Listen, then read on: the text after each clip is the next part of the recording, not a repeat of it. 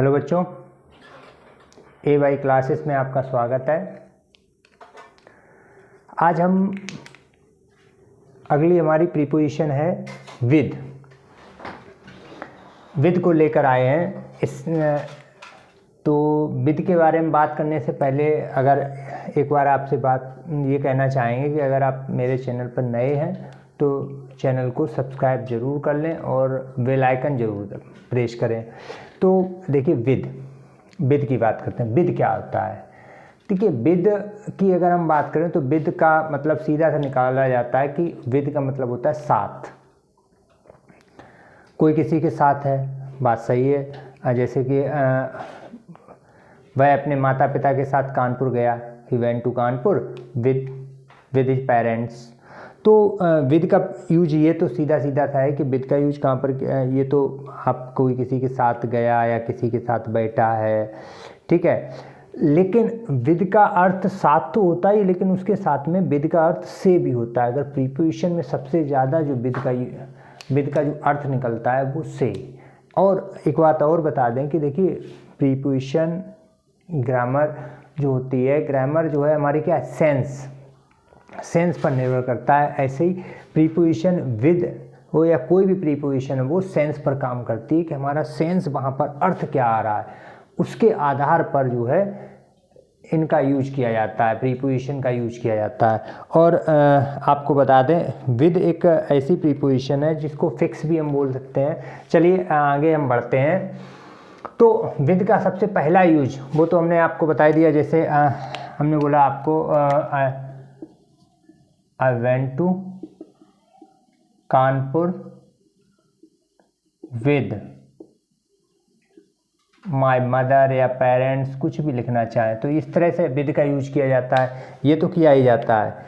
इसके अलावा अगर हम विद का यूज अगर हम बात करें तो इसके अलावा कहाँ पर किया जाता है? देखिए इसके अलावा विद का यूज किया जाता है कि अगर हम किसी इंस्ट्रूमेंट से, यानी कि अगर हम किसी इंस्ट्रूमेंट से कोई कार्य कर रहे हैं, यानी किसी इंस्ट्रूमेंट द्वारा अगर कोई कार्य करते हैं तो वहाँ पर अर्थ हमारा क्या निकलेगा? से। जैसे मैं मार्कर से लिखता हूँ या लिख रहा हूँ, ठीक है, मैं मार्कर से लिख रहा हूँ तो यहाँ पर कह सकते हैं आई एम राइटिंग। तो क्या होना चाहिए यहाँ पर? प्रीपोजिशन क्या है? मार्कर से लिख रहा हूँ विद द मार्कर। तो देखिए यहाँ पर हम किसका यूज कर रहे हैं? विद का। लेकिन यहाँ पर अर्थ देखिए से आ रहा है, मैं मार्कर से लिख रहा हूँ। तो मार्कर एक इंस्ट्रूमेंट हो गया, कोई वस्तु, मान ले किसी वस्तु के द्वारा अगर कोई काम करते हैं।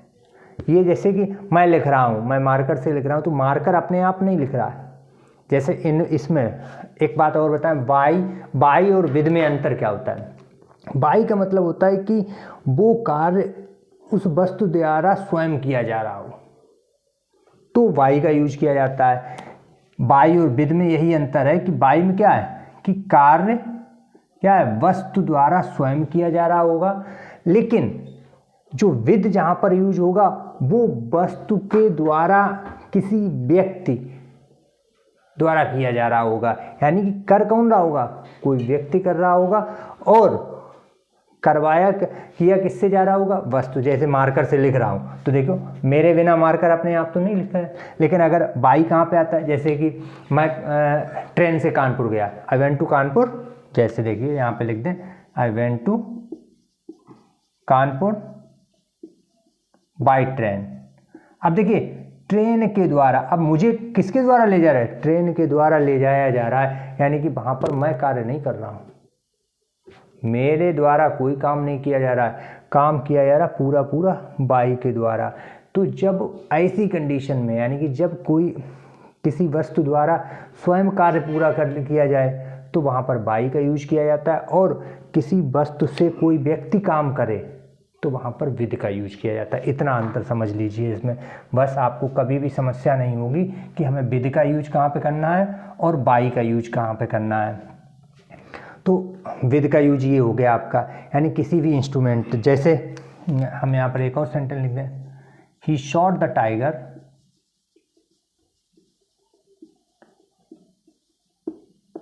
विद द गन या स्वाड, जो इच्छा हो वो लिखिए।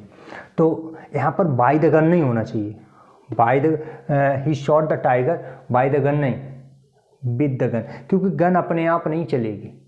अपने आप अगर गन चल जाए तो आप बाई लगा दीजिए, लेकिन अपने आप गन चलती नहीं है, यानी कि कोई भी हथियार है वो अपने आप नहीं चलता है, तो इसलिए ऐसी कंडीशन में विद का यूज किया जाता है। हाँ, एक और सेंटेंस लिखते हैं,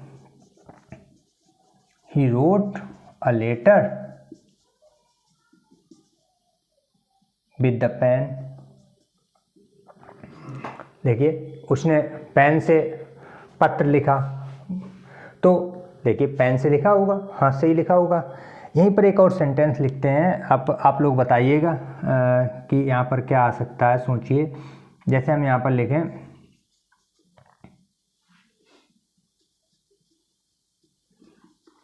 ही राइट्स अ लेटर, और यहाँ पर हमने ब्लैंक छोड़ दिया है, रेड इंक। अब देखिए, अब बताइए यहाँ पर क्या आ जाएगा, ही राइट्स अ लेटर और उसके बाद रेड इंक, यानी कि उसने लाल स्याही से पत्र लिखता, वह लाल स्याही से पत्र लिखता है। तो अब लाल स्याही से पत्र लिखता है, तो बताइए यहाँ पर क्या आएगा। देखिए तो आप सोच रहे होंगे विद आ जाएगा, तो देखिए यहाँ पर अगर विद हम लगाते हैं तो लाल स्याही से, लेकिन ये विद आपका गलत है। आप यहाँ पर ऐसी कंडीशन में विद नहीं लगा सकते। आपको बताएं, अगर आप पेन से लिख रहे हैं, ये बात नोट कर लीजिएगा, इम्पॉर्टेंट है, इस टाइप का सेंटेंस खूब आता है एग्जाम्स में। अगर आप पेन से लिख रहे हैं तो आप विद का यूज करिए, आप मार्कर से लिख रहे हैं तो विद का यूज करिए। लेकिन आप अगर इंक की बात की जा रही है, जिस तरह से रेड इंक है या सिर्फ इंक लिखा है, ब्लैक इंक है, कोई भी इंक अगर दे रखी है, तो वह उस कंडीशन में आप इन का यूज करिए। ये इम्पॉर्टेंट है और उसको अच्छी तरह से नोट कर लीजिएगा। इस कंडीशन में, इंक की कंडीशन में इसका यूज किया जाता है, इनका किया जाता है। और वैसे अगर पेन दे रखा है, मार्कर दे रखा है और कुछ दे रखा है, तो वहाँ पर विद का यूज करेंगे, और इस कंडीशन में इन का यूज करेंगे। चलिए आगे बढ़ते हैं। देखिए विद को फिक्स प्रीपोजिशन के रूप में भी यूज किया जाता है। इसके साथ प्रीपोजिशन फिक्स होती हैं, वर्ब फिक्स होती हैं, उन वर्ब के साथ विद का ही यूज किया जाता है। तो हम आपको सारी वर्ब को, जितनी भी वर्ब इसके साथ यूज की जाती हैं, उन सारी वर्ब को बताते हैं और एक एक करके समझाते भी हैं। सबसे पहले हम लोग बात करेंगे विजी। देखिए विजी एक ऐसी वर्ब है जिसके साथ इन भी आता है और विद भी आता है। अब आप सोच रहे होंगे इन भी आता है और विद भी आता है, फिर कैसे पता चलेगा कि हाँ इन और विद दोनों, यानी कि इन भी आ सकता है और विद भी आ सकता है। लेकिन अंतर देखिए, इनमें अंतर क्या है। इन का यूज जब किया जाएगा कार्य में व्यस्त, और इसका किसी के साथ व्यस्त। देखिए यानी कि कोई व्यक्ति अगर किसी कार्य में व्यस्त है तो इनका प्रयोग किया जाएगा, और किसी के साथ व्यस्त है, जैसे हम यहाँ पर एक सेंटेंस लिखें, I am busy in teaching you, मैं आपको पढ़ाने में व्यस्त हूँ, तो I am busy in teaching. तो देखिए यहाँ पर कार्य है, ये क्या है, कार्य है। तो इस कंडीशन में हम इनका यूज करेंगे, और विद का यूज कैसे करेंगे, I am busy with you. अब देखिए मैं आपके साथ व्यस्त हूँ, आपके साथ व्यस्त हूँ, तो इस कंडीशन में आप विद का यूज करेंगे और इस कंडीशन में आप इनका यूज करेंगे। मोस्ट इंपॉर्टेंट है ये, आप नोट करते जाइएगा कि बिजी का के लिए विद कब लगेगा और इन कब लगेगा।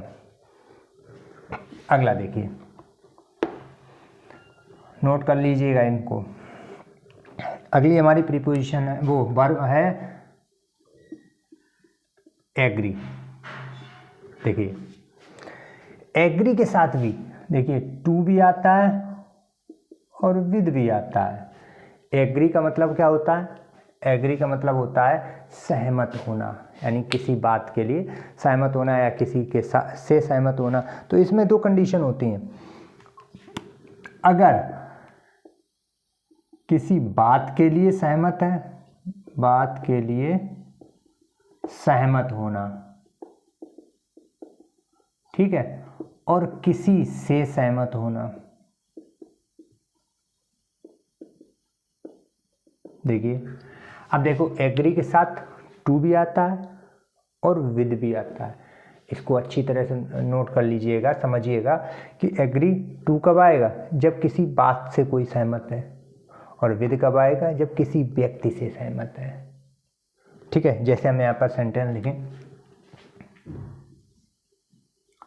आई agree to your proposal, I agree to your proposal. अब देखिए यहाँ पर कोई बात प्रपोजल है तो ये बातचीत हुई, तो इसके लिए टू का यूज। यहीं पर अगर लिखें आई एग्री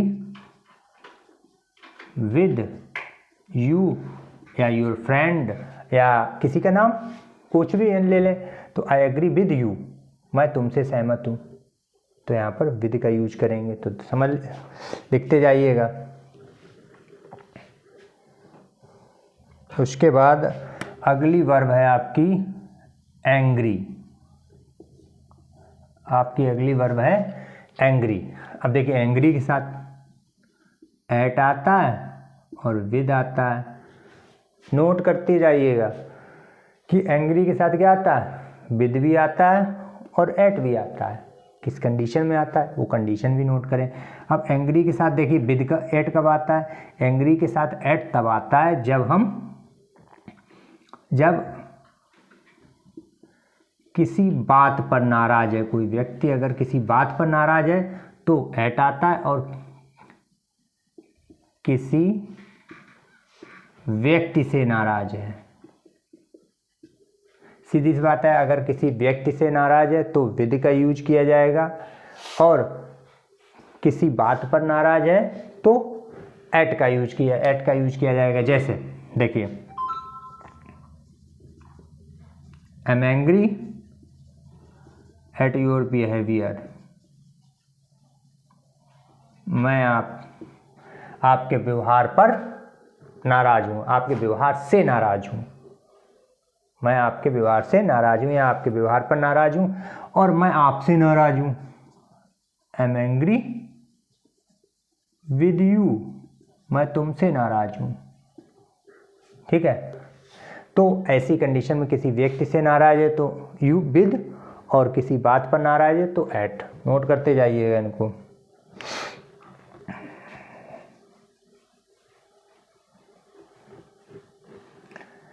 मेन वर्ब ही होती हैं। वर्ब अगर आपने सीख ली तो कोई कभी समस्या नहीं आएगी। अगली है वर्ब एनॉयड। इसके मीन्स भी होता है नाराज होना। इसको भी आप उसी तरह से समझिएगा, जो एंग्री का जिस तरह से यूज किया जाएगा उसी तरह से एनॉयड का यूज किया जाएगा। दोनों का ही सेम यूज किया जाएगा, कोई समस्या नहीं है। उसी तरह से आप इसका यूज कर लीजिएगा। जैसे जहाँ पर एंग्री का यूज किया तो वहीं पर आप एनॉयड का यूज करिए, कोई समस्या नहीं आएगी। अगली वर्ब है आपकी कंप्लाई। देखिए कंप्लाई के साथ आप किसका यूज करेंगे, विद का यूज, और इसका मतलब होता है पालन करना। क्या होता है, पालन करना। तो इसका हम यूज करेंगे, तो देखिए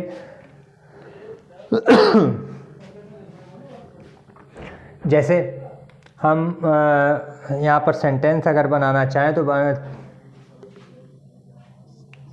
you should comply with my instructions, यानी कि तुम्हें मेरी इंस्ट्रक्शंस का पालन करना चाहिए। तुम्हें मेरी इंस्ट्रक्शंस का क्या करना चाहिए, पालन करना चाहिए। तो कंप्लाई का यूज इस तरह से किया जाएगा, you should comply with my instruction. उसके बाद अगली वर्ब है हमारी, देखिए चार्ज। चार्ज के साथ भी विद का यूज किया जाता है। इसके साथ भी विद का यूज किया जाएगा। तो और इसका मतलब चार्ज का मतलब क्या होता है, फाइन लगाना। चार्ज का मतलब होता है आपका फाइन लगाना या आरोप लगाना।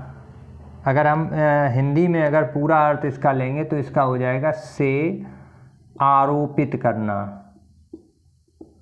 ठीक है, से आरोपित करना। जैसे हम कह दें कि the police charged you with theft या मर्डर, कुछ भी लिखते हैं। तो यहाँ पर देखिए चार्ज का मतलब आरोप लगा देना किसी पर। तो the police charged you with the theft, यानी कि पुलिस ने आपके ऊपर क्या लगा दिया, चोरी का इल्ज़ाम लगा दिया। उसके बाद आगे देखिए,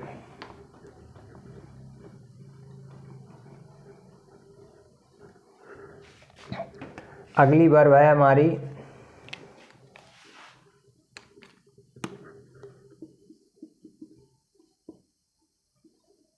डिफर।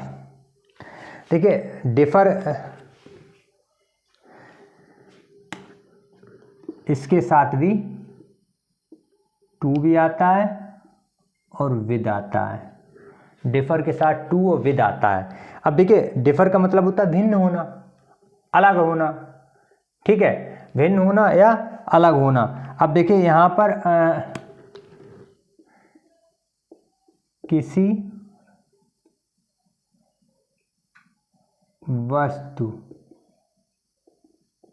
से भिन्न होना या बात भी लिख सकते हैं यहाँ पर। ठीक है, और किसी व्यक्ति से अलग होना।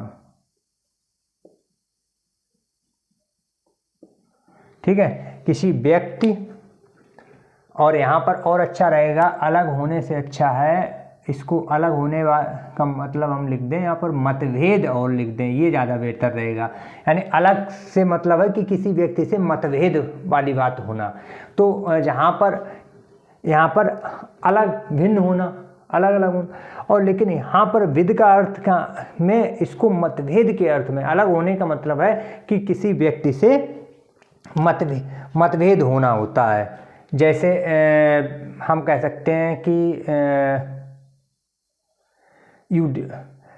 कोई सेंटेंस हम अगर ले लें तो वो हमारा सेंटेंस क्या हो जाएगा, जैसे हम यहाँ पर सेंटेंस लिख दें ही डिफर्स मी। ठीक है, सब विद मी। ठीक है, आगे लिख सकते हैं ऑन दिस पॉइंट। ये सेंटेंस हो सकता है हमारा, he differs with me on this point, यानी कि वह इस पॉइंट पर मुझसे मतभेद रखता है, यानी कि वो अलग है। बात एक ही, अलग होने से ही संबंध है। उसी तरह से मतभेद होने के लिए, और इसका किसी वस्तु से जब कोई बात हो, मतभेद वो वस्तु से अलग होने की बात हो रही हो। उसके बाद अगला आ जाएगा हमारा, ये हटा देते हैं पहले। अगली हमारी वर्ब है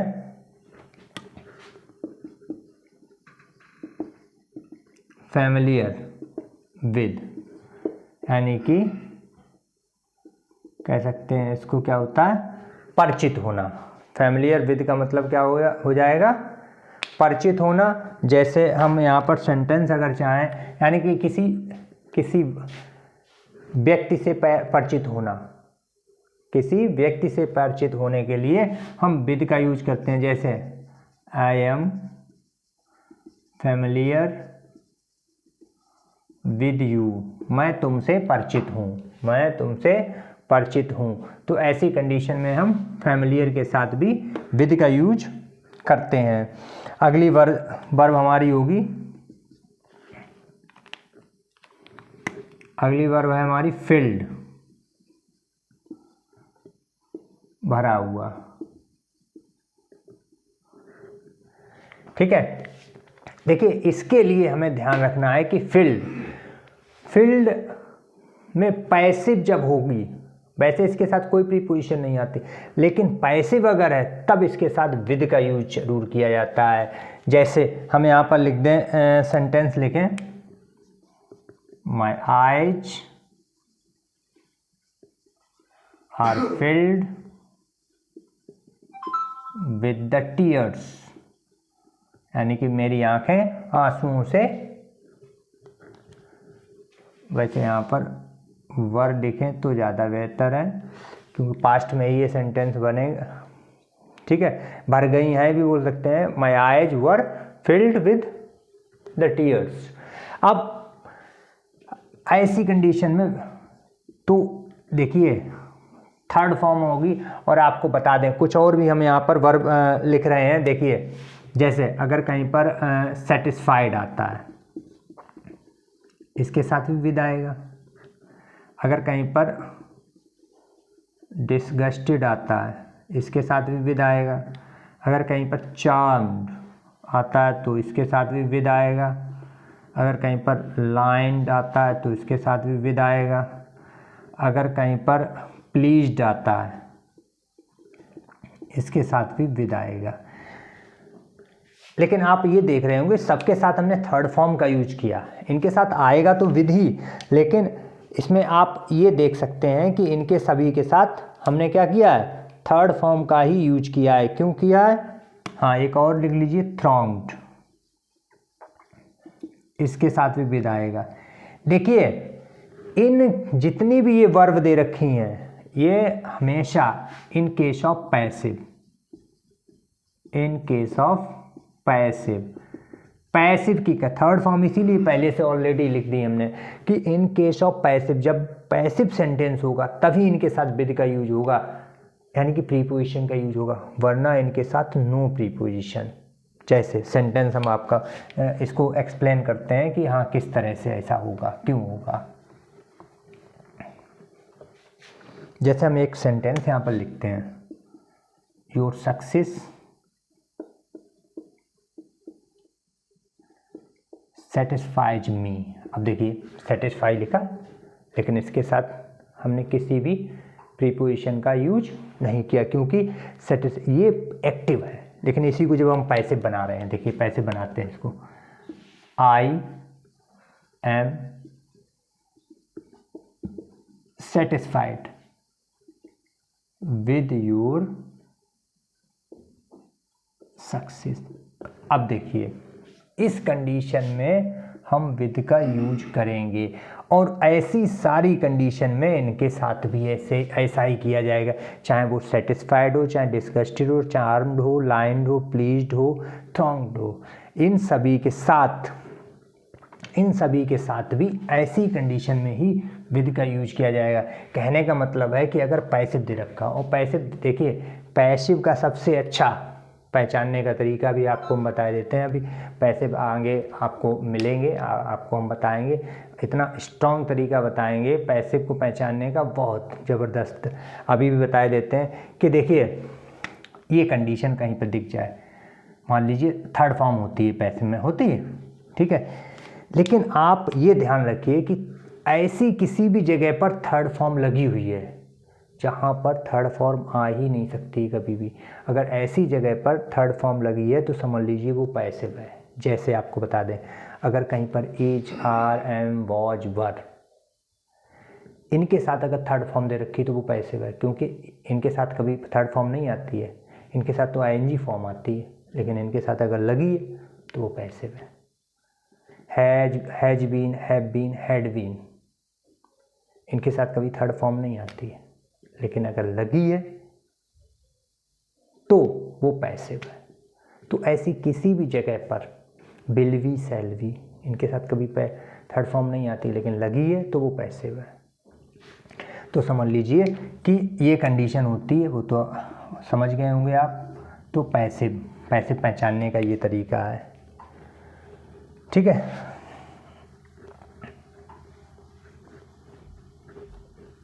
तो ये आपका विद था, और आगे देखिए और भी कुछ है। उसके बाद अगली वर्ब है पार्ट विद, यानी कि वस्तु से बिछुड़ना कह सकते हैं। यानी कि अगर हम किसी वस्तु से बिछड़ जाते हैं तो उस कंडीशन में हम विद का यूज करते हैं। जैसे हम यहाँ पर एक सेंटेंस लिखें, जैसे पार्थ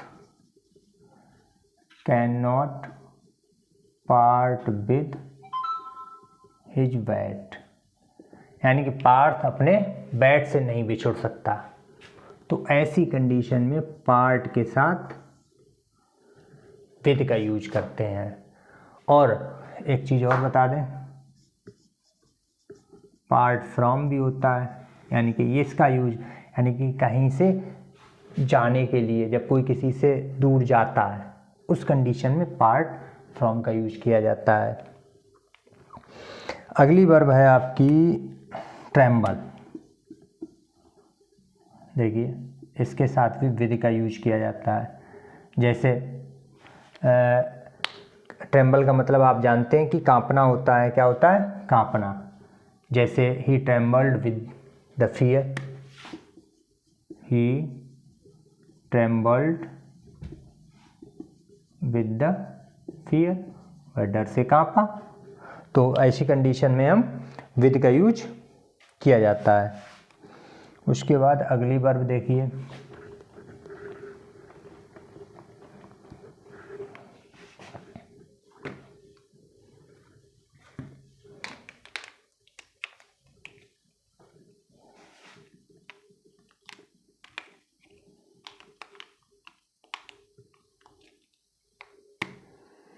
उसके बाद आपको प्लीज्ड बता दी है।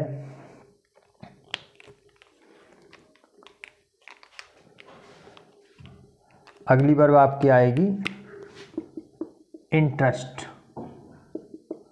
इसका मतलब होता है सौंप देना।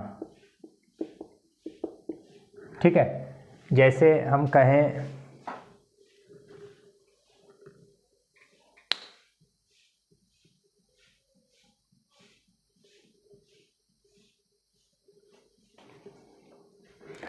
जैसे अब देखिए इसमें भी, इसको भी हम उसी में जोड़ दें, इंटरेस्ट को भी इंटरेस्टेड कर दे रहे हैं, ये भी थर्ड फॉर्म वाली कंडीशन में ही जोड़ा जाएगा।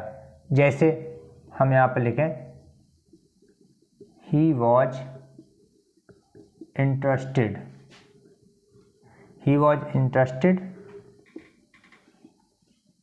विद हिज वर्क, यानी कि उसे उसका काम सौंप दिया गया है। तो इस कंडीशन में हम विद का यूज करते हैं। तो ये आज हमारा विद था। अगली प्रीपोजिशन हमारी नेक्स्ट डे आएगी। और अभी तक अगर आप मेरा चैनल अगर आपने सब्सक्राइब ना किया हो तो ज़रूर करें। धन्यवाद।